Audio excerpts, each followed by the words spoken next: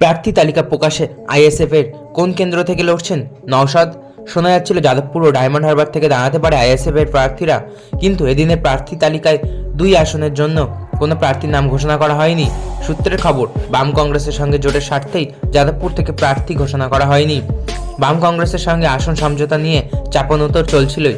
8 আসনে প্রার্থী দেওয়ার ইচ্ছা প্রকাশ করেছিল দল। তালিকায় বারাসাত, বসিরহাট, মথুরাপুর, যাদবপুর, উলুবেড়িয়া, শ্রীরামপুর, মালদা দক্ষিণ ও মুর্শিদাবাদের কথা শোনা গিয়েছিল। শেষ পর্যন্ত জোটের দরজা খোলা রেখে প্রথম পর্যায়ে 8টি লোকসভা কেন্দ্রে প্রার্থী তালিকা প্রকাশ করে দিল নওশাদের দল। তা নিয়েই এখন জোর চর্চা রাজ্য রাজনীতির আঙিনায়।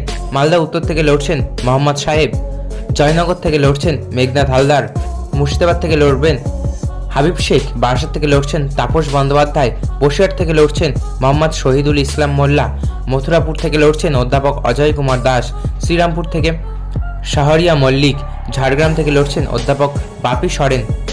শোনা যাচ্ছিল যাদবপুর ও ডায়মন্ড হারবার থেকে দাঁড়াতে পারে আইএসএফ এর প্রার্থীরা, কিন্তু এদিনের প্রার্থী তালিকায় 2 আসনের জন্য কোনো প্রার্থীর নাম ঘোষণা করা হয়নি। সূত্রের খবর, বাম কংগ্রেসের জোটের কারণেই এই কথা বলা হয়েছে। তবে ডায়মন্ড হারবার নিয়ে আলোচনা চলছে। শোনা যাচ্ছিল এই আসন থেকে লড়তে পারেন খোদ নওশাদ সিদ্দিকী।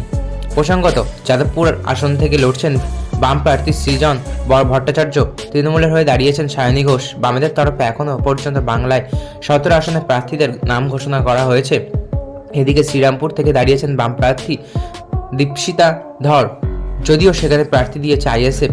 বাম আইএসএফ এর প্রার্থী তালিকা সামনে এলেও এখনও পর্যন্ত অধীর শিবিরের তরফে বাংলার কোনো প্রার্থীদের নামই ঘোষণা করা হয়নি।